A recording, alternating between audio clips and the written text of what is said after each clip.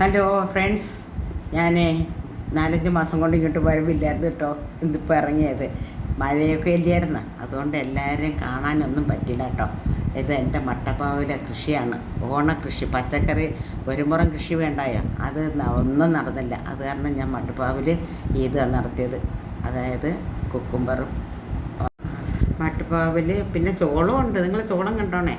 ഞാൻ ഒരു നമ്മുടെ ഈ ഫ്രിഡ്ജിൻ്റെ ബോക്സ് ഉണ്ടല്ലോ, ആ ബോക്സിനകത്താണ് ഞാൻ ഈ ചോളം വളർത്തിയേക്കുന്നത്.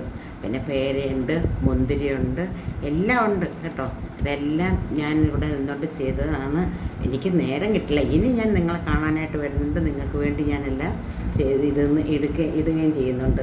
എൻ്റെ കുട്ടി എന്നോട് സഹായിക്കുന്ന എൻ്റെ ഒരു മോളുണ്ട്, കൊച്ചുമോള്.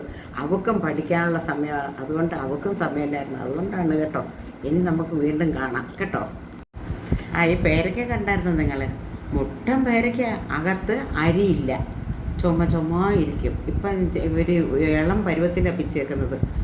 അരിയാണെങ്കിൽ ഒരു അരി പോലും കാണത്തില്ല. അതോ അണ്ണാനും തരത്തില്ല, മരപ്പട്ടിയും തരത്തില്ല. അതിൻ്റെ മേളിൽ കയറിയിരുന്ന ഇതൊക്കെ തിന്നുന്നത്.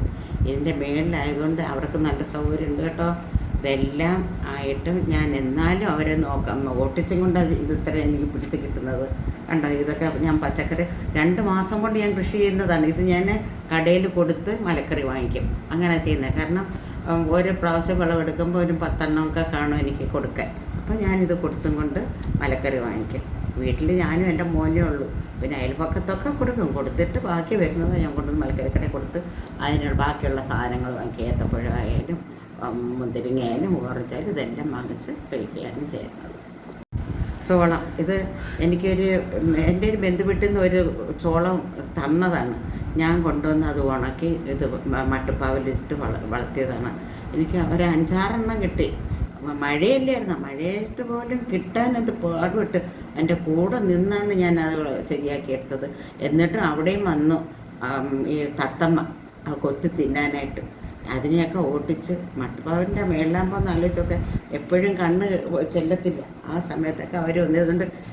ചിലയ്ക്കുന്ന സമയത്ത് അറിയുന്നവർ വന്നത്. അങ്ങനെ ഓടി ഞാൻ ചെല്ലുമ്പോൾ അവർ പറന്നങ്ങ് പോകും. അങ്ങനെ ഭയങ്കര രസമാണ് ഇത് കാണാൻ.